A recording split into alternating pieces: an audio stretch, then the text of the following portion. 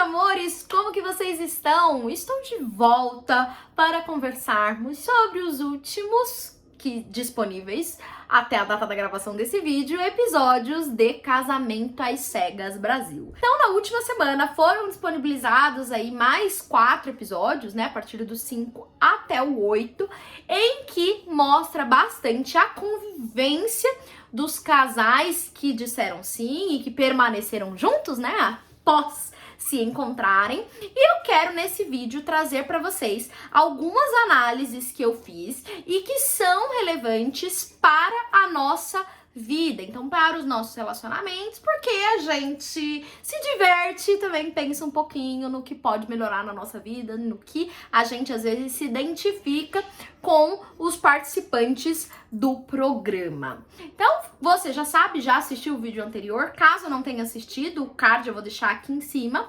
analisando os primeiros episódios aí da segunda temporada de Casamento às Cegas Brasil. Caso você ainda não me conheça, o meu nome é Mayara Brasil, eu sou advogada de direito de família para mulheres e aqui no meu canal eu trago um pouquinho dos seus direitos e de como nós podemos viver relacionamentos melhores e mais saudáveis. Então, vamos começar pela Maíra e pelo Gui.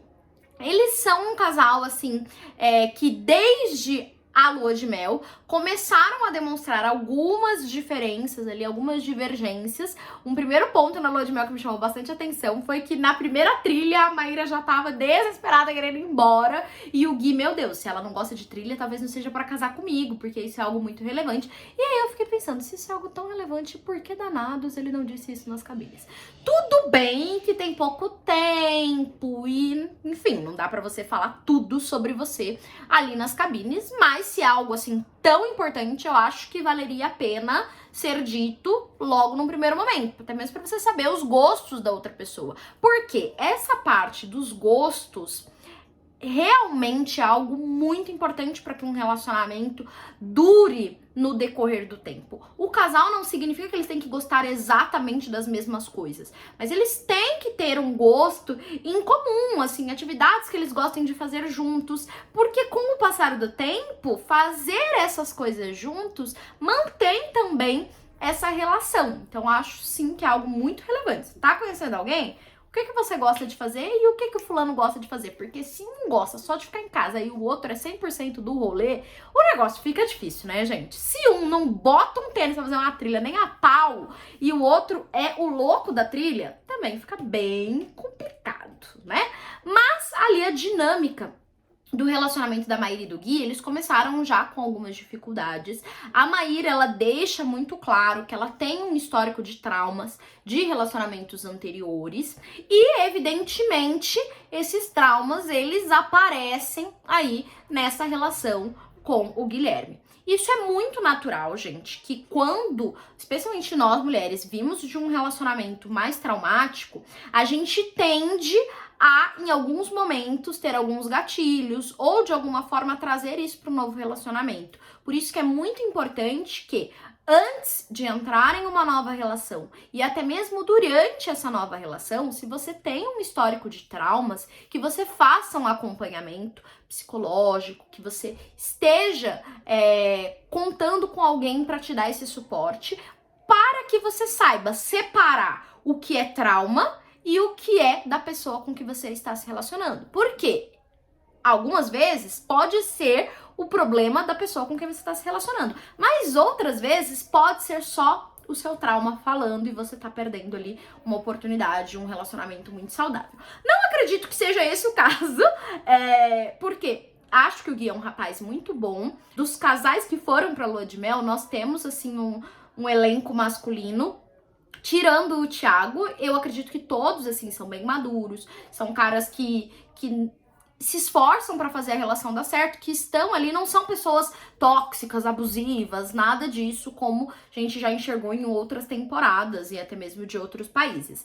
Mas enxergo que ambos estão em momentos bem diferentes da vida e para aquela relação. O que eu enxergo que o Guilherme, a partir do momento ali que ele foi pra lua de mel, ele percebeu que não era pra ele. E mais ele quis continuar. Ele quis continuar por qual motivo? Não sabemos. Mas eu acredito sim que desde a lua de mel ele já sabia que não ia casar. E isso começou a machucar muito a Maíra, porque a gente sente, né? Então, sentir que ele não estava afim, da mesma forma como ela, somado às inseguranças, transformou ela em uma pessoa muito difícil, assim. Você percebe que as pessoas próximas a ela, que a conheciam da família, já estavam dizendo, ela tá bem diferente, tá bem... Porque quando você tá nessa pilha, você não consegue agir da forma como você age normalmente. Então eu acho que nesse ponto, ele poderia ter sido melhor, assim, olha, já que eu não quero, se eu não quero, você pede pra sair, né, se você já entendeu que não. Por quê? Quando ele encontra a família, então, isso aqui não é sobre casamento, isso aqui é um experimento. Então, assim, faltou bastante tato da parte dele. Da parte dela, faltou maturidade emocional, no meu entendimento, né, gente? Faltou uma maturidade pra lidar com o que era do Guilherme e o que era de relacionamentos passados, o que era de traumas passados, o que era coisa que ela poderia ter resolvido antes, mas do lado dele, não acho que ele é um cara ruim, não acho que ele é, um babaca por conta disso. Não. Acho apenas que, se ele percebeu que ele não quer, ele podia, sim, ter dado pra trás. E no último episódio, a gente percebe que eles estão tendo essa conversa, porque eu não quero vestir um vestido de noiva, sabendo que vai ser não. E eu super concordo. Eu, no lugar dela, também não iria pro altar, porque eu acho que é muito difícil você vestir um vestido, se programar, tá lá com seus familiares e dizer não. Entendo que é do experimento, entendo que é do programa. Mas se o casal já tem certeza que vai ser não precisa se expor a esse ponto, especialmente ela, que já tem esse histórico de trauma, porque só vai ser mais um trauma. E na dinâmica deles, alguns pontos eu separei que eu acho que são muito importantes para a nossa vida. Então ninguém adivinha o que o outro tá pensando. E a gente percebe ali que eles estão, por muito tempo ela fica, eu não sei o que o Gui pensa, eu não sei o que passa na cabeça dele, eu tô insegura. Então precisa ser dito, gente. O que a gente pensa precisa ser dito ao outro, porque o outro não tem o poder de adivinhação. O outro não tem como saber exatamente o que tá passando pela nossa cabeça se a gente não disser, se a gente não abrir o jogo. Mas é importante que, para abrir o jogo, nós estejamos maduros emocionalmente para isso. Então, chegar pro outro e dizer, olha, eu estou gostando de você, eu estou gostando do que a gente tá vivendo e eu realmente acredito que eu quero casar com você, não é demérito nenhum. Não tem nada de errado. Mas você precisa ter o quê? Maturidade para saber que falando isso, a outra pessoa pode não estar no mesmo time que você. Pra saber que quando você chega pra pessoa que você tá conversando e dizer, olha, tô gostando de você, acho que a gente pode dar um passo a mais na nossa relação, a outra pessoa pode não estar nesse momento. Mas é interessante que seja dito para que não se crie falsas teorias, para que não fique criando ali até mesmo expectativa de algo vir a acontecer que não vai. Então é muito importante que você seja madura emocionalmente para saber lidar com as situações, expor os seus sentimentos, ouvir o que o outro tem para dizer, entender o que é seu, o que é do outro, o que é do trauma que precisa ser resolvido e assim não ficam ruídos na comunicação, porque a comunicação é um ponto assim, essencial nos relacionamentos. Então, quando tem essa falha muito grande na comunicação, muitos atritos acontecem, porque às vezes um tá falando uma coisa, o outro tá entendendo outra e sai uma bela de uma briga desnecessária. Então, acho que vale a pena a gente aguardar aí os próximos episódios para ver o que vai acontecer entre a Maíra e o Gui. Não acredito que vai dar casamento, mas espero que ambos sejam felizes depois do experimento. E vamos pro segundo casal, que me surpreendeu pra caramba nesses novos episódios, gente. É a Tamara e o Alisson.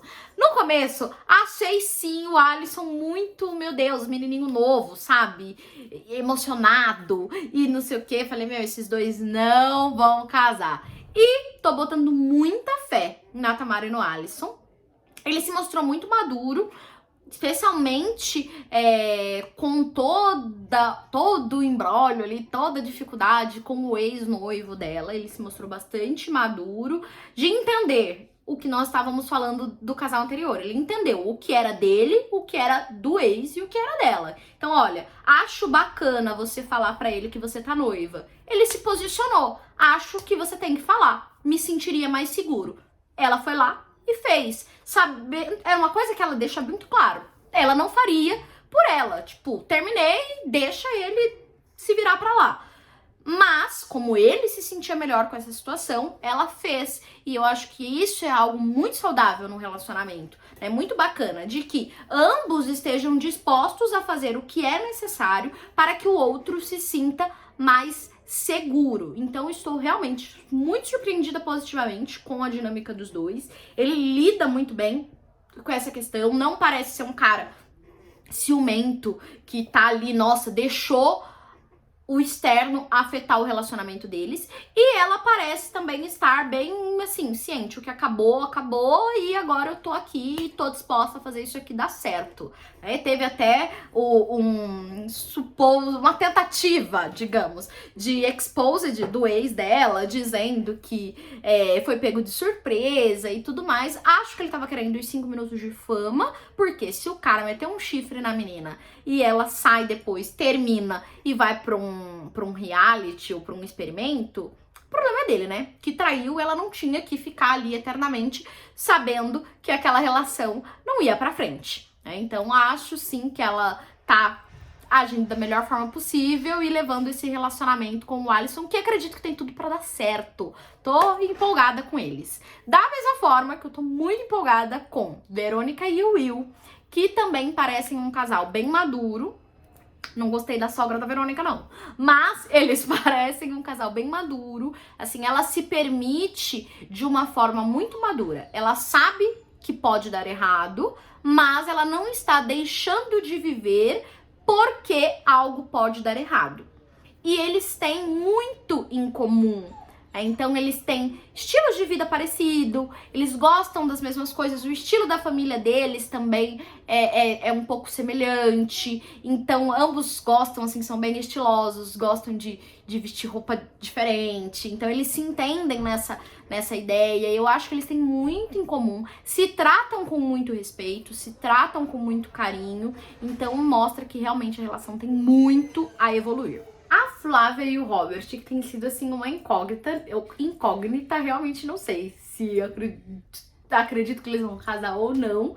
Mas tenho também me surpreendido porque eles estão evoluindo juntos. E esse é um ponto muito interessante, porque muitas vezes a gente não começa numa relação no mesmo nível de paixão que as pessoas ao nosso redor. E aí a gente pensa, nossa, mas eu não tô assim tão envolvida, não tô assim tão apaixonado, tão perdidamente apaixonado. Mas com o passar do tempo, vocês vão se conhecendo, que é o que acontece ali com eles. Eles estão se conhecendo e estão criando laços mais fortes. Então, as famílias, os amigos, e estão evoluindo nessa relação. Acho que os dois estão evoluindo de uma forma bem legal. Tô gostando de acompanhar esse desenvolvimento deles aí como casal. Espero que eles se casem, né? Pelo menos até agora nada desabonou. Espero que eles se casem e que sejam, assim, felizes. Eu acredito que eles têm muita maturidade, que os dois têm muito pé no chão. O Robert tem uma dificuldade de demonstrar os sentimentos dele, que é algo muito comum a grande parte dos homens, mas ele se demonstra disposto. E eu acredito que esse é um ponto muito relevante. Sempre que a Flávia conversa, fala com ele, fala, olha, quando nós estamos com outras pessoas, você se comporta de uma forma diferente, ou juntos. Então ela traz pra ele e ele acolhe e ele trabalha nisso pra melhorar. Então mostra bastante disposição. E desde o início ele já deixa isso muito claro. Na minha família a gente não fala eu te amo toda hora, a gente demonstra de outras formas, que são as linguagens do amor, né? Então tem gente que é da palavra e tem gente que é da atitude. Então é interessante entender na relação com quem você está se relacionando, qual é o estilo de linguagem dessa pessoa, para que vocês também consigam adaptar e entender e evoluir como um casal. Então eu tô botando fé, não sei se vão casar não, mas torço. E por último, o casal que eu acredito que não vai sair casamento mesmo, que é a Vanessa e o Thiago. E o Thiago, assim, ele não cansa de surpreender negativamente. Continuo tendo a imagem de que ele tava procurando uma vaga de emprego e não a esposa. Continuo tendo essa imagem. E acho que alguns pontos, assim, ele se incomoda. Por exemplo, acho que você é muito parecida porque você gosta de fazer dancinha e não sei o que, não combina comigo. Tenho a sensação de que é sim alguém que não suporta ter alguém que brilhe mais por perto. Ninguém é obrigado, gente, a gostar de gente expansiva, que é a dona da roda. Ninguém é obrigado. Mas muitas vezes é apenas alguém que não está disposto a lidar com alguém que apareça mais. Tem aquelas pessoas que são mais recatadas mesmo e não gostam disso, mas não me parece o perfil dele. Me parece sim ser alguém que apenas não quer ter do lado uma mulher que apareça mais que ele, que seja melhor, ou que seja mais legal, que seja mais interessante. E um outro ponto que eu achei péssimo é quando ela começa a falar ali sobre as finanças, como que funcionaria, e ele acha, ah não, tá muito cedo. E quando é que é o momento, gente? Quando é que é o momento de falar sobre as finanças de um casal prestes a se casar, se não nesse momento? Porque depois que casou, minha gente, aí se não falou, fica bem mais difícil, né? Porque vai fazer o quê? Tem sempre a opção de separar. Tem, mas se você não quer separar, fica mais difícil. Então, acredito que é interessante, sim, o casal conversar sobre finanças, sobre prioridades financeiras para cada um numa relação, como que vai funcionar, quanto cada um vai entrar, como que será feita essa administração, quem fará, para que se evitem problemas no decorrer do relacionamento. Então, acredito que não vai vingar essa relação. O fato do pai da Vanessa também não estar, assim, apoiando. Acho que ela é muito respeitosa com a família nesse momento, nesse sentido de que ela não tem como obrigar o pai a participar, obrigar o pai a estar ali, ou se impor, como ele exige na maior parte do tempo. Ah, você tem que se impor e não sei o quê. As pessoas precisam ter o tempo delas respeitadas, né? Quando a pessoa se dispõe a entrar num experimento e casar em 30, 40 dias, ela entende que os pais talvez não aceitem por serem de outra geração e não estão obrigados a isso também. E não é uma questão de imposição. O pai não está dizendo, não faça. O pai está dizendo, não quero participar neste momento.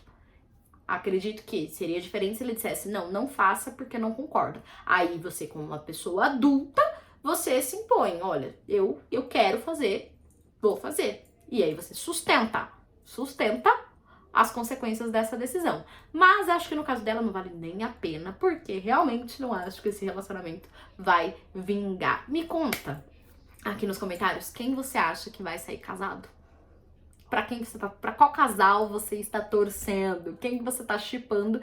E quando saírem os novos episódios, eu estarei aqui novamente pra gente fazer mais uma reflexãozinha e um apanhado final da segunda temporada de Casamento às Cegas Brasil. Um beijo pra você e até o próximo vídeo. Tchau, tchau!